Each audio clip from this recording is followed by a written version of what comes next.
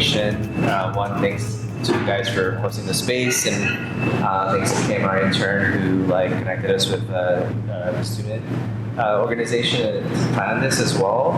And then also thanks to Ivan for coming out on a Friday to do this. But just a quick intro for Ivan. He's an Emmy Award-winning designer and painter for animation. He was the art director on Primos at Disney Television Animation, and he grew up in Southern California, and much of his work is inspired by his early childhood. Now working obviously here in LA, but a lot of the projects that he works on draws from inspiration from watching early cartoons, children's books, films, and everyday life. And currently, we're actually just chatting about it. He's wrapping up an animated short film that he helped art direct as well for the Latino Film Institute. So yeah, I'll just let you take it from here. Sweet. Thanks, man.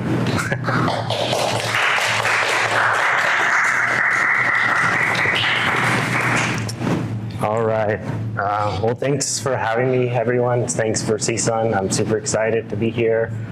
I've always wanted to come visit this campus. I have lots of friends that came here and that have gone on to do great things, so you guys are in good company. So yeah, this talk is going to be sort of just a retrospect on my career, like all the projects I've gotten to work on, but I'll be giving some tips along the way. Yeah, and also, sorry, I'm going to try my best to project. I kind of have a low voice, so if for whatever reason you guys can't hear me, let me know. But yeah, so I have been working in animation for 15 years. It's crazy, it's gone by really fast. I'm of Mexican descent. I was born in Mexico. I came to the US when I was a baby, so I've lived in California my whole life, raised by immigrants. And so I grew up in Riverside. If you guys aren't familiar, it's going towards the desert. It's the middle between LA and Palm Springs, but it's, yeah, that's where I grew up. I've been lucky to work on all of these, most of the studios: Disney, Netflix, Nickelodeon, Titmouse, Warner Brothers, Adult Swim, Real Effects. Yeah. So yeah, this presentation, I'll be mostly sharing work that I've done in these disciplines, which is background design, background paint, and visual development. So yeah, this isn't exactly the beginning. I started working in animation at an indie studio in Hollywood called 6 Point Harness. When you guys start looking for jobs, I encourage you guys to apply not just to all the big studios, but to all of the indie studios. But yeah, I eventually worked there, and then I went over to work on the first and second season of Rick and Morty. So this is kind of a while ago now, I think 2012 maybe. But yeah, these were kind of fun. So like when you work in animation, you sort of do a discipline, it's sort of like a well-oiled machine, and there's people you're just doing like, everyone does their part. And so you could be really good at doing black and white background design, and then a painter will have to color it. And so I was sort of lucky you don't always get a chance to do both, but on Rick and Morty, I was able to draw and paint my own background, which is kind of rare. Yeah, and then I was lucky to work on The Book of Life, feature by Jorge Gutierrez, who's a friend, but also one of my heroes. He went on to do My End of 3 and El Tigre for Nickelodeon. So for this project, I was hired on in the visual development department. I was a painter, and so my job was to paint the characters, the props, and some locations. And so I was tasked to make it look as real as possible, and it was sort of to inform the CG artist, the modelers, the texture artists, and to sort of match. So yeah, When I started working on this project, I had no idea how to paint like wood and textures. And one thing I will say is, in animation you're a chameleon. You kind of have to work in a lot of different styles. And sometimes you don't always know like how you're gonna do it, but you just sort of figure it out. And every job that I've ever had, I've always just sort of figured out, every style was a new style to sort of conquer. So yeah, so this is my first bit of advice. I'm gonna be giving you guys a little bit of advice along the way. So your professional career starts now. You can't think of yourself as a student. Think of yourself as a professional artist who is just getting started. Your career started the moment you decided to educate yourself and pursue a higher education. Don't get me wrong, right now is your time to learn and experiment and find what part of the industry and disciplines you gravitate towards. So right now, the most important thing is your portfolio. Your portfolio should constantly be changing for the better. Everything you learn is stuff you can apply for work. So I think this is kind of huge. Like you kind of have to think like you're kind of one of us now. Like you're like my peers. You kind of have to think you're not just a student, but you're kind of the same as like me and the rest of the professionals that are working. Because like when you go to art school, it's different. It's not like when you're what you see in the movies and you're, with art school, it's kind of, you're learning how to, be a professional. And so I think use this time not to use this time to experiment, but also like you have to sort of think of yourself as a professional now. I think it's also has to do a little bit with, what's the word? I can't remember. But yeah, the mindset of thinking of you're a professional now, and everything that you do is your portfolio is kind of the most important thing. You should be learning and it should be changing for the better so that you can get a job when you get out of here. So yeah, I was able to work on Sony Cloudy with a Chance of Meatballs. We did some visual development. And then we also did some shorts that went along with the movie. Yeah, then while I was at Titmouse, I got to work on this crazy show called King Star King, which is this crazy short that a lot of people don't know. It was like really crazy even for Adult Swim standards, but I always really love this short, this show, because there was no art director, so the show creator, J.J. Villard, he kind of just let me do like my thing, and it was sort of a little bit of art directing without really getting the credit for it. But yeah, I don't know if you guys know the film. There's like an Italian film called Suspiria. It's like a Italian horror film. I was very inspired by all the colors. It's like a very pretty, beautiful horror film. And then there was a show this was my first project at Disney, like 10 years ago. It was for a show called Pen Zero. I was painting backgrounds. It was a pretty fun style. This background was inspired by The Shining, the hotel. Yeah, and again, I want to just emphasize, like, when I did this show, it was like a new style. I didn't really know how to do it, but if you have a good art director, you get all the set of brushes that you need. Your brain should your brain will sort of keep growing, and you're just going to you just keep adding to your tool set. So my second piece of advice is the importance of networking. A lot of times people ask, like, how do I get a job in animation? My first thing I always say is networking. It kind of is like who you know, and yeah, aside from having a kick-ass, undeniable portfolio, the best way to find a job in animation is networking. Sometimes it comes down to who you know. You should be taking advantage of industry events, panels, talks.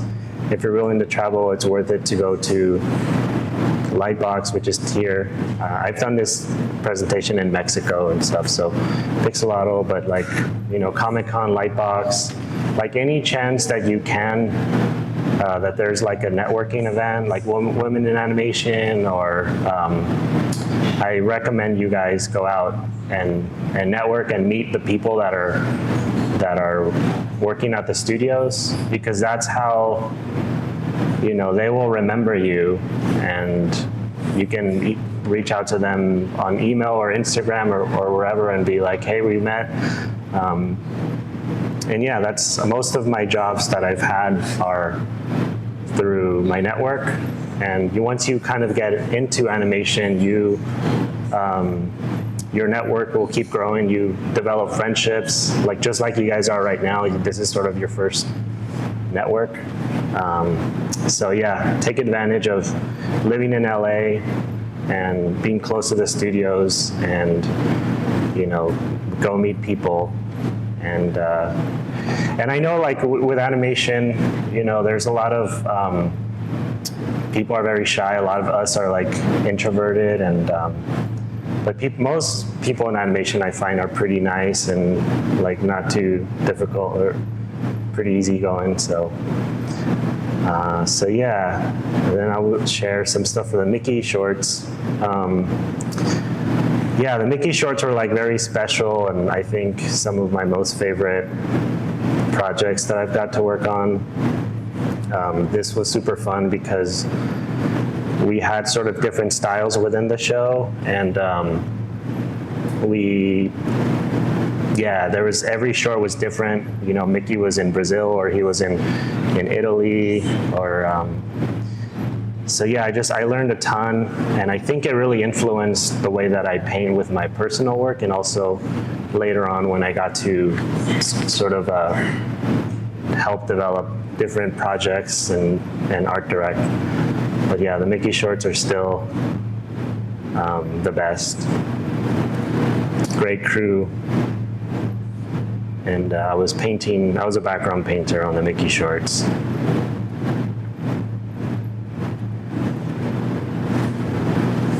Mickey's in Korea. Alrighty, so my next bit of advice is rejection and perseverance. In order to make it in this industry, you can't give up so easily. When you fall, you have to keep getting back up. Sometimes you have to be a little stubborn. For pitching projects, sometimes it takes years to get a green light.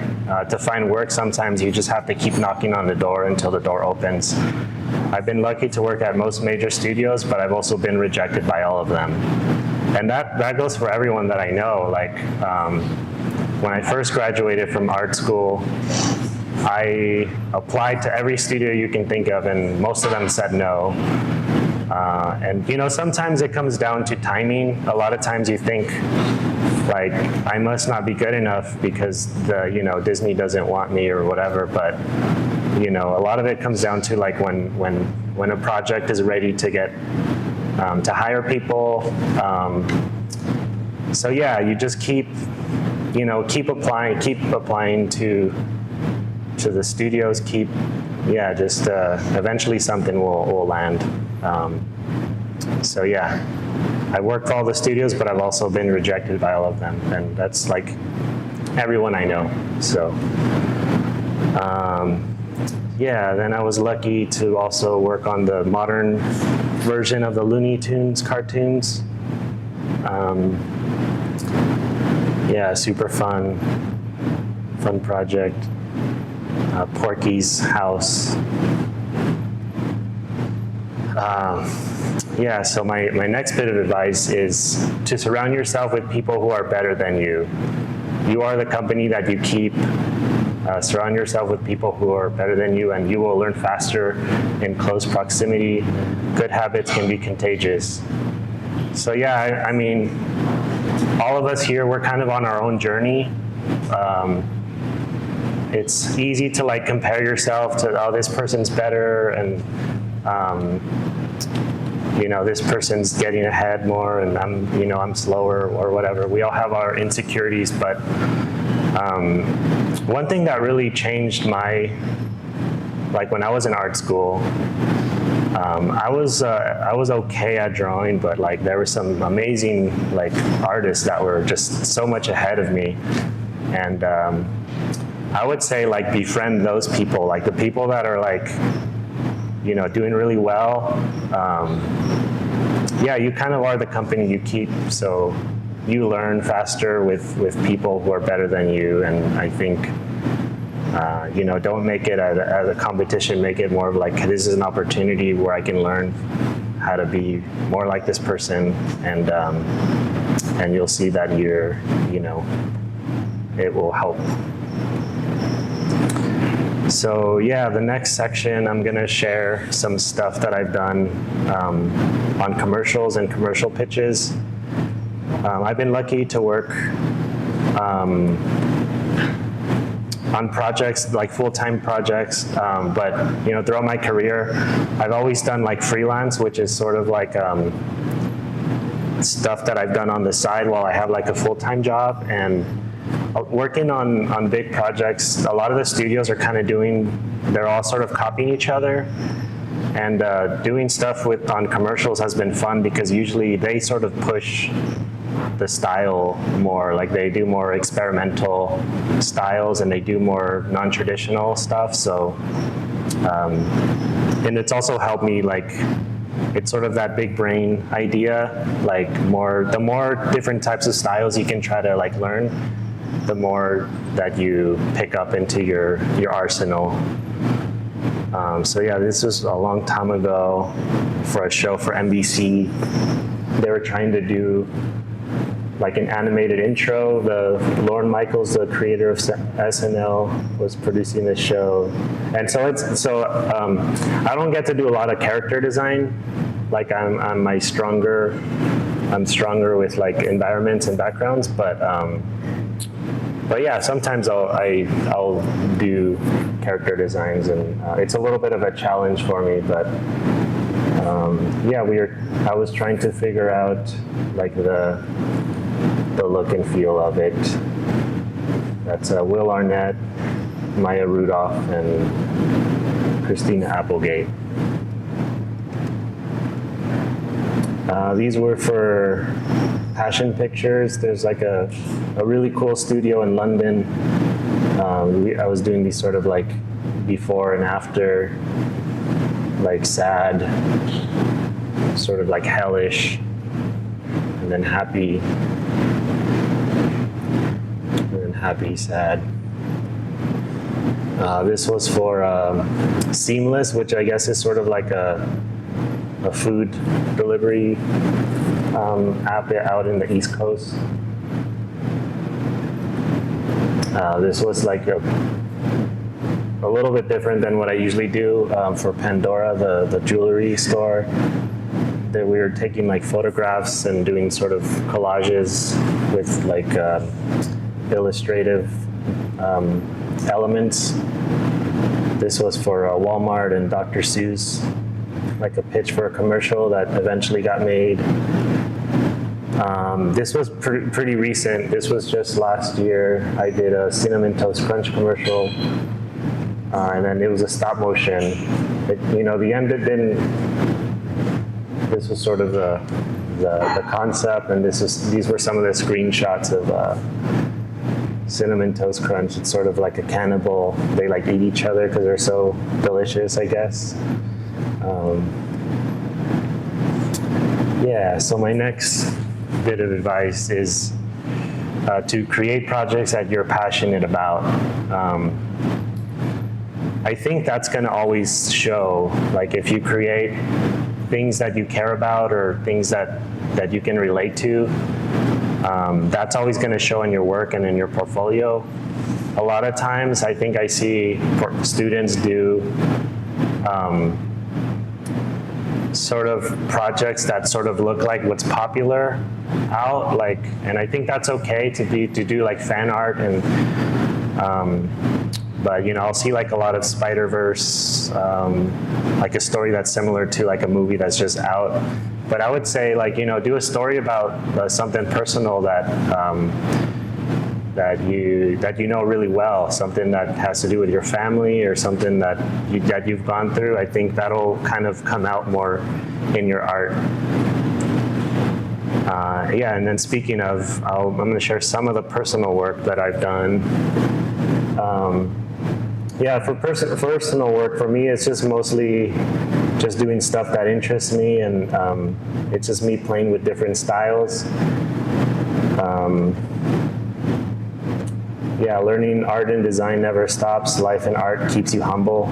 Because yeah, when you're an artist, there's always going to be a level that you can keep achieving. Like, even if you're like, there's like a famous quote by Michelangelo, like, I'm still learning, and he was like 76 or something before he died. And so yeah, yeah, some personal paintings. This was based on a music video by a band called the Shins. And then this was sort of like a take on like a children's book, but this was also based on a song lyrics. And then this was based on a trip to Mexico City that I just had this image in my head and just wanted to do kind of a romantic scene. And then some characters. So like I was speaking earlier, I don't get to do a lot of characters, so I'm always, I don't get to do it professionally as much, but I still like to do it, practice it for fun. And yeah, this was a very lowrider, LA. I sort of grew up in this kind of culture, so just wanted to do like a very sunny LA piece. This is Jack White from the White Stripes. And then these were some film studies from Amélie. Great movie, I highly recommend if you haven't seen. French movie. So yeah, my next bit of advice is, in order to be good, to be a good artist, you just have to put in the work. There's no real secret. You just have to put in the mileage. Like if you want to be a great painter or artist, you just have to you just have to draw a lot, paint a lot.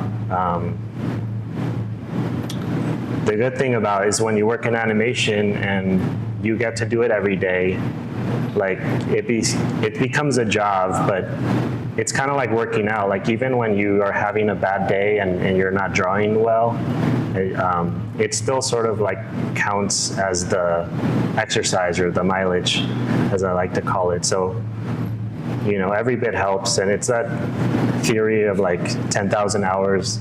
You know, eventually you just have to just do it a lot. There's no shortcuts.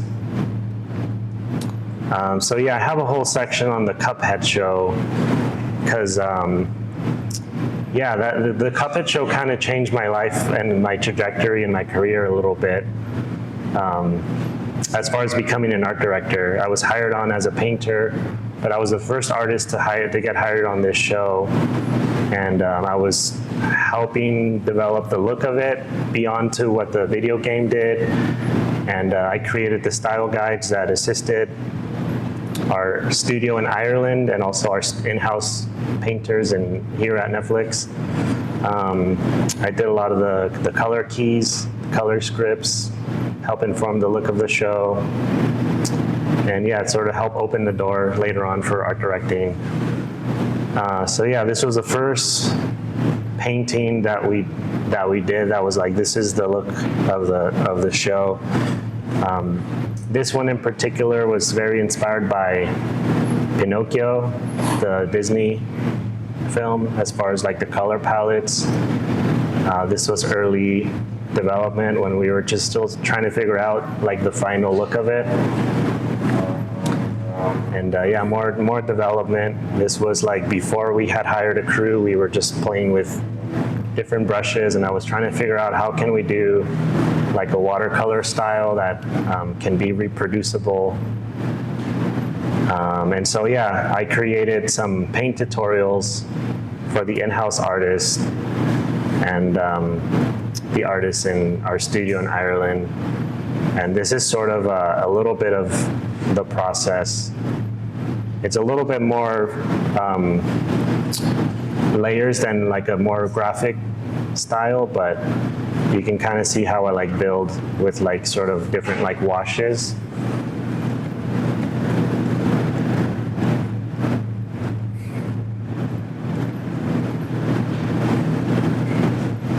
Pablo.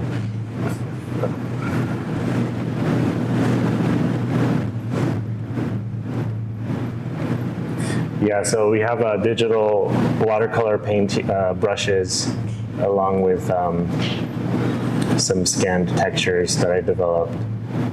So my next bit of advice is, it's sort of simple and obvious, but I would say to never stop learning, and I sort of touched on it before. The moment you get comfortable is the moment you stop growing. A lot of times people are in search of their personal style and identity. I think that will naturally come in time. You should sort of take this time to experiment as much as you can with different mediums. In art, you never really stop growing. There will always be new heights and to conquer and achieve. And then continuing the Cuphead. These were some color keys and color scripts we did for the episode. First and second episode. Some concepts we did for stop motion, for screen novelties. They're really good. They're here in Echo Park. I think they're the best. Some more background paintings. And not to show off, but this was a really proud moment. My mom with the Emmy Award, and then yeah, won the Emmy for Cuphead. So my next bit of advice is to be realistic. Know what level you need to achieve and keep learning until you get there. I would say look at the portfolios of the people that you want to be like. Like if you want to be a character designer or a painter or a storyboard artist, look at what they're doing and look at their portfolios, and you kind of have to be honest with yourself and be, is it as good as that or is it close to it? And I would say if it's not, it's okay, but keep progressing and keep learning until you sort of get there, because the reality is that those will be your peers when you work in animation. I will be your peer eventually, and so take this opportunity to like keep learning and keep growing. The next bit I'll share is a little bit of development art. Working in development has been instrumental in sort of transitioning to designer to art director. Working in animation, I've made many friends. Some have become directors and creators and showrunners, and occasionally have asked to help on their project. In development, you're sort of creating new worlds and styles with creators and showrunners and also executives. If a project gets greenlit, sometimes that can open up an opportunity to art direct if you were sort of there from the beginning. But yeah, most major studios have development department and always have multiple projects. So yeah, these are some of the projects that I probably shouldn't be sharing, but some of these have never seen the light of day. This was for Disney. This became a show eventually, The Ghost of Molly McGee. This was early development for that show. And then one that never made the light of day for Netflix called Booms and Curses. My next bit of advice is Look for, it's breaking into animation, look for other avenues. Like I know like the most popular job titles are character design, storyboard, visual development.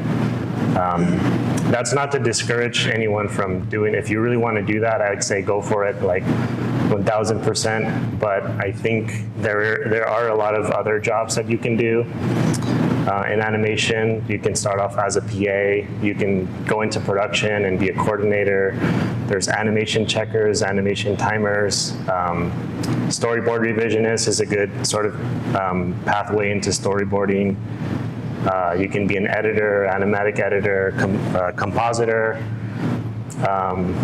Yeah, there's just, you know, if you love animation, but you're not really, maybe not as good as art and design, there's, you know, you can go into production, and, you know, those jobs are just as important, and we need people like that to keep artists sort of in check, to, you know, to keep the ball moving forward.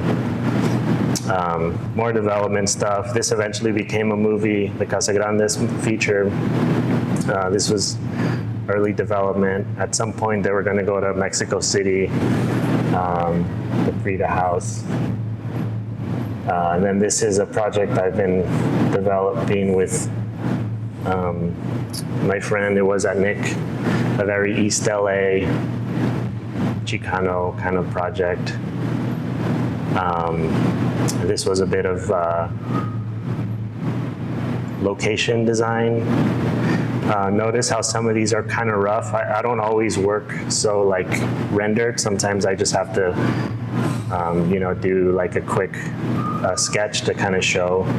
Like something like this is just like a very quick sort of rough. This is the color palette. This is kind of the rough idea. Sort of like a very LA location. This also became a show too. This was early development of this show called Rock, Paper, Scissors. Here's some color keys, and then this was sort of a style frame I did to try to flush out the look of it. We were trying to use like realistic textures.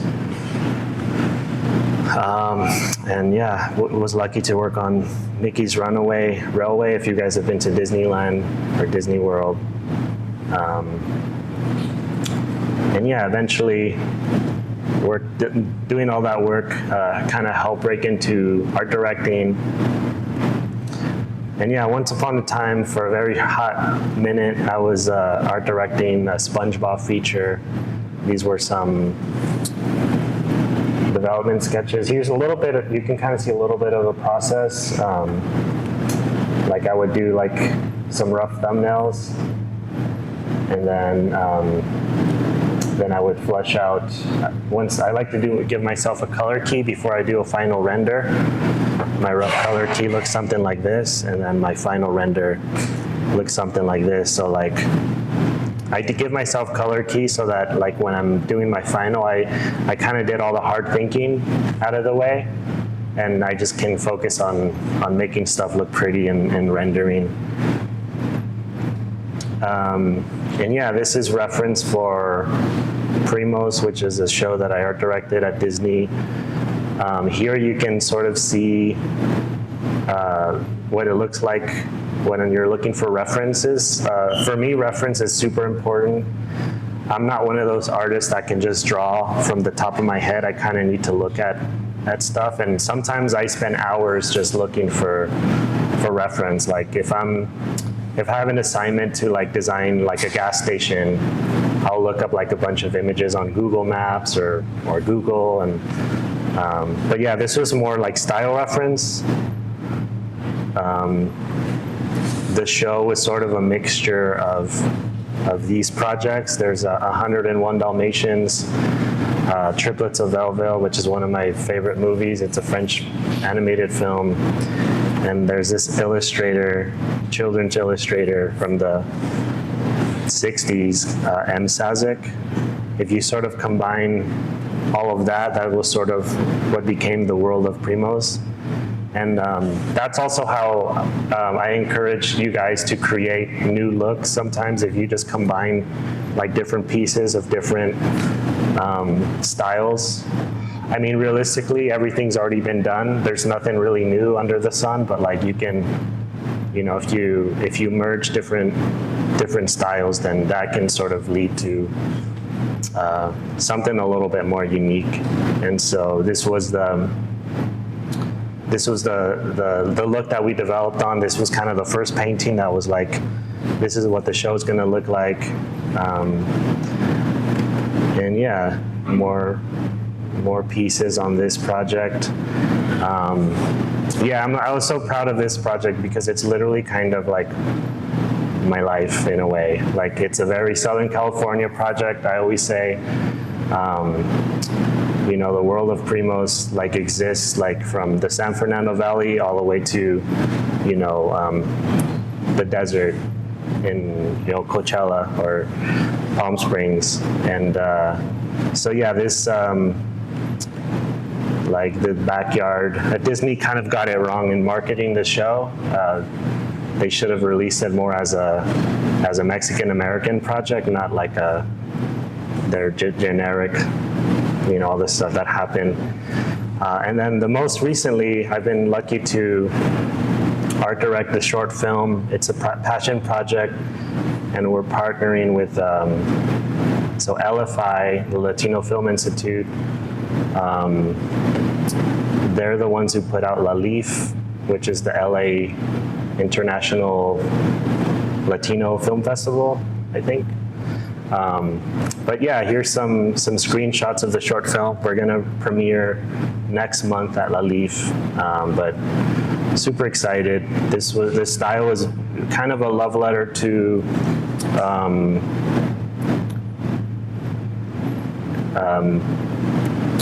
Cartoon Network, like in the early 2000s, like Powerpuff Girls and all those Gendy shows.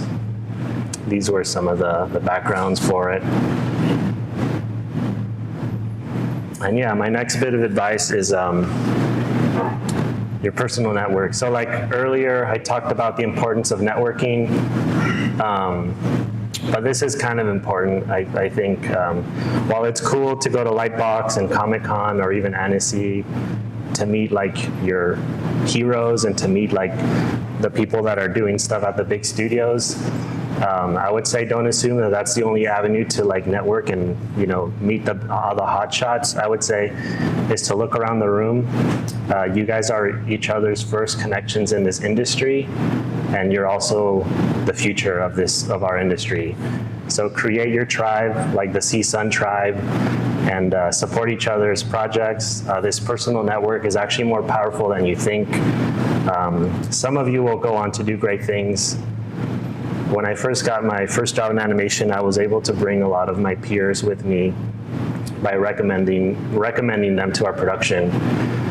And yeah, I kind of was chatting with some of you earlier. The first job that I had in animation, there was like a CSUN crew. Like there was like 5 or 6 people that all went to CSUN, and they had all kept getting each other work and stuff. And you know, that's the same thing that sort of Cal Arts people do. And so yeah, you guys are your guys' first network. So yeah, it's more powerful than you think. So I'm just gonna do a quick thing on composition. I'm mostly talking about my career. But I'm just gonna go through just super fast. There's a way to like lead the eye with composition and rhythm. Here you can see these scenes in Cinderella. Every composition, like the framing, directs you straight. The focal point, the character leads you straight into the eye. So here's kind of my film studies that I did of my own. If you notice, like a lot of it's literally the perspective is sort of guiding you to the characters. A lot of the lines itself are sort of helping, you know, the framing. And that was, people always ask me, I want to get into backgrounds. How do I become a good background artist? I always recommend this book, Dream Worlds. It was sort of like, if it's one book I can recommend if you want to be a background artist, is this one. It was sort of like my Bible, and it really breaks down like composition. And then film studies is also a great way to learn about color, lighting, composition, framing. So yeah, these are always fun to do. And then these were taken from that book, Dream Worlds. So if you want to be a storyboard artist. And so my last bit of advice, it's sort of straightforward, is don't be an asshole. So yeah, your reputation is everything, and it kind of follows you around. And also when you work in animation, it feels kind of small. Everyone knows each other. And I would just say, like, even if you don't like someone, like, you never know who's gonna become what. You'd be surprised. Sometimes, like, you think, like, how did that person become this person? She must be, or he must be, like, who knows? But like, you'd be surprised. So I would say, be kind, and your reputation will like follow you. It's more important than you think. And yeah, that's my talk.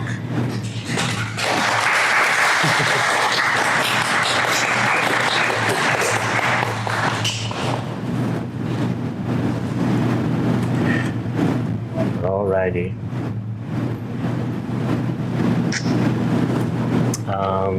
Yeah, that's it for me.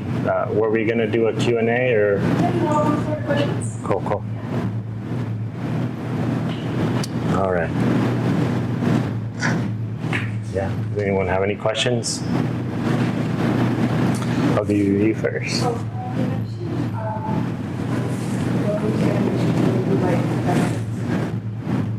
and background. Have you ever seen professionals like art schools?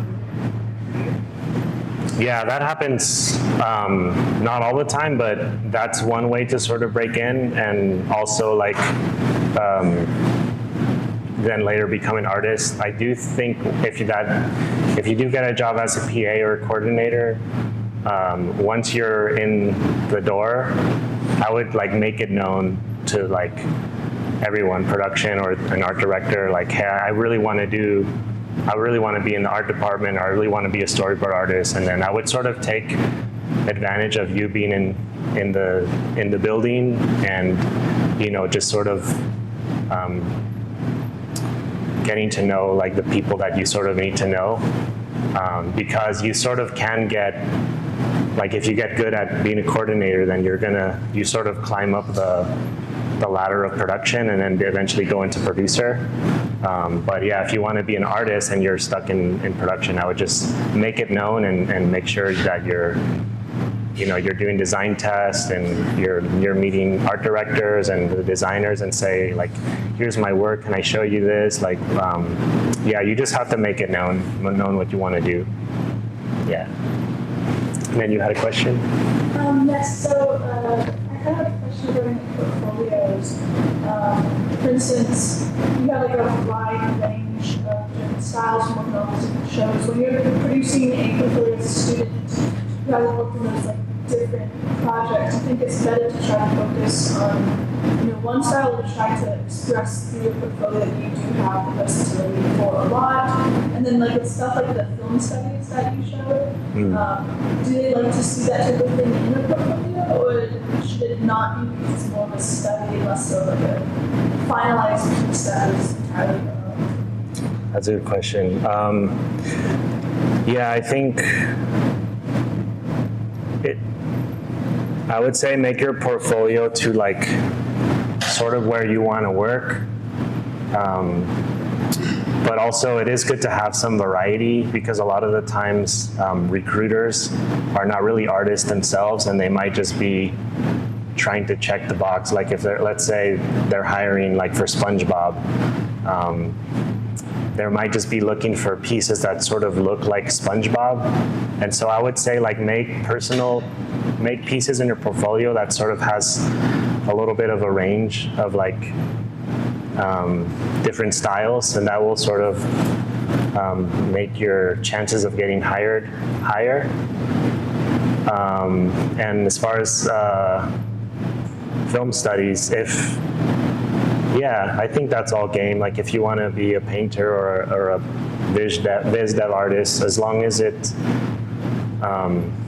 if you feel like it's representing, like for me when I do film studies, I sometimes try to stylize them to make it look like more graphic, and I think that can totally, as an art director, I can look at a piece and be like, oh yeah, that sort of looks like.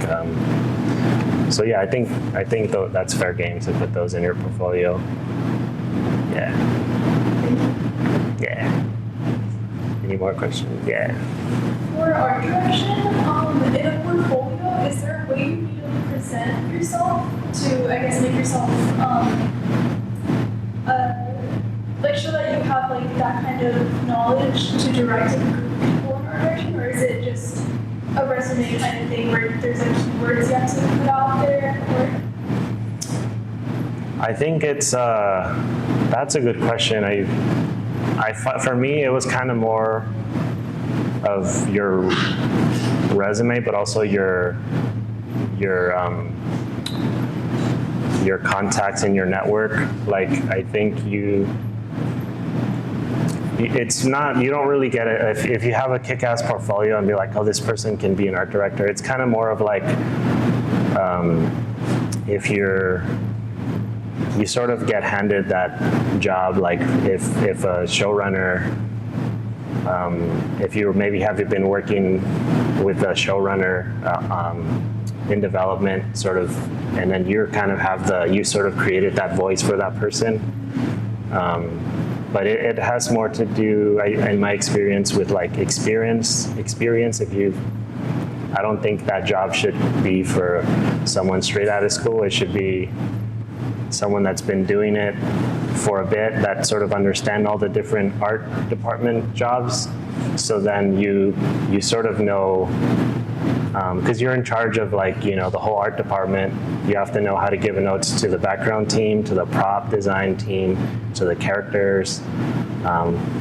When I was art directing, I had a lead character designer because that's not as my strong suit, but I was still sort of in charge of everything at the end of the day. So I think it's just more from experience. You will eventually get those opportunities. Yeah. Mm-hmm. Yeah. Any more questions? Yeah. You spoke about your process in visual development. How would you look for creating something, especially studies? Do you show your process for any references? Sometimes, yeah, like for a portfolio or a lot of art directors like to see the process to, like, especially for viz dev, because again, a lot of the times for viz dev, you're not always doing like final polished paintings or pieces. Sometimes you're just giving a concept, and so it's, essentially you show a lot more roughs and like ideation stuff, So it's good to put a little bit of that in portfolio, like kind of show the process of it and then show like your final paintings and how you sort of got to that point. Yeah. In the back. So some people are more focused on character design, some backgrounds. What would you say to someone that struggles?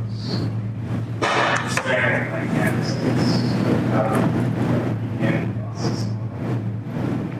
for backgrounds? Yeah. I mean, just that book that I mentioned is a good place to start. It talks about composition. I would say like study like films, do film studies. But just do plein air painting, draw from life. Yeah, I would say do like master studies. I always encourage people to like master, like copy a painting, but then throw it away. Like don't post it as your own, but it's a good way to, you sort of can like figure out what their thought process was. Yeah. Mhm. Yeah. I'm sorry? I hope so. I mean,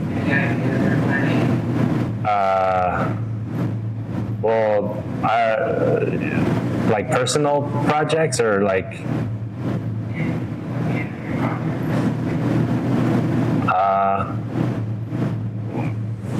I mean, I don't understand the question. Do I hope to keep working in animation? Are you working on like personal projects? Oh, yeah, I'm always working on personal projects.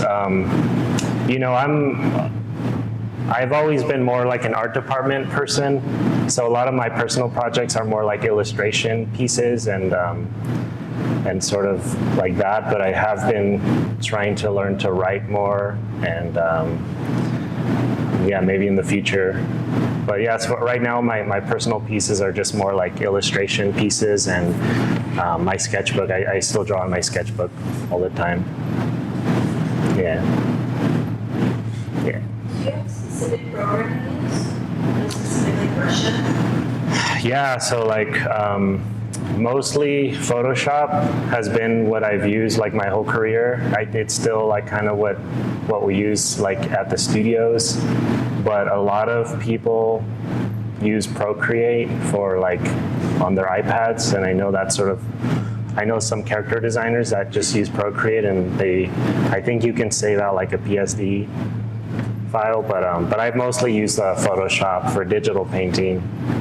Yeah.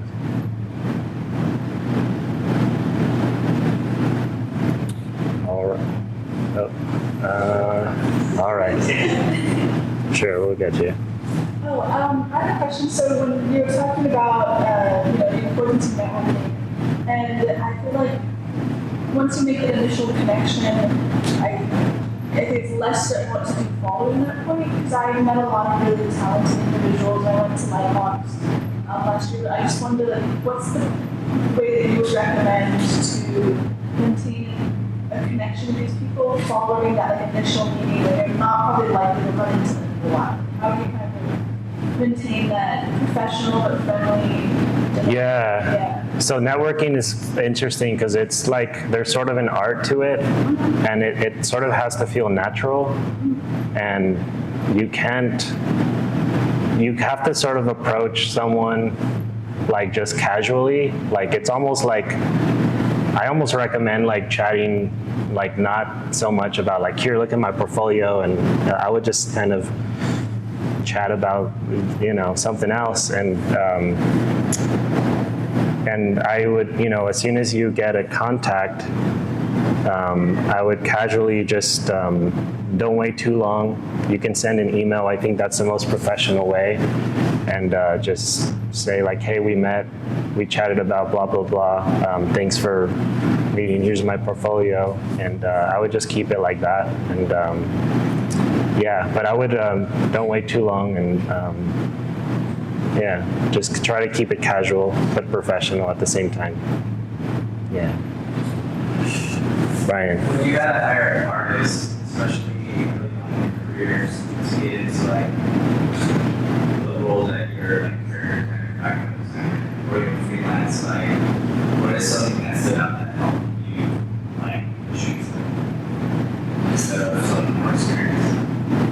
Yeah. Honestly, I think I talked a little bit about before, but like that personal voice, I think I gravitate towards artists that are like kind of telling their own voice, like they have a voice, like they have, like I can always tell when a project or a piece is sort of personal And I would say like draw from that. I don't know, for me, I think that's what's going to make you stand out a little bit, as opposed to just having like, you know, another Spider-Verse looking portfolio or something. Not to knock, you know, beautiful Spider-Verse, but like something that I think is like, that's a little bit unique, I think will help stand out, will help you stand out. Yeah. Yeah. How would you say you guys as a person and you as a possible habit or anything? Commercial work, yeah. Somehow, I don't know, I think just having how the heck they just reached out one day. I think it's just a matter of like, most of that work I've gone through like Instagram, and like if you sort of have a little bit of a presence, like, or, you know, my first job in commercials was this guy in London, Andy Baker. He really loved what I did on the King Star King, which is this like Adult Swim show, and it was just like he wanted to do something like that. And so that's kind of how I've gotten some work too, where it's like, oh, I love what you did on the Mickey shorts. I kind of want to do something like that. And yeah, that's also just through like networking and yeah, like Instagram is sort of like its own little network of you know, people. So yeah. Yeah. I wanted to ask about the book that you recommended. Because I'm always like trying to expand like my skills in the drawing backgrounds. But what like sections would you recommend like you should gravitate towards when you first get a book? Like I imagine there's difference. Oh man, I haven't. It's been a while since I've had it for so long, but the whole book is a pretty easy read. They have like different sections, like they have this whole section on composition, and yeah, the whole thing is just, I would just say just go from the beginning to the end. And, Okay. yeah. Thank you. Yeah. Alrighty. Well, thanks again for having me, and thanks Latinxinanimation and CSUN. Yeah, thank you so much.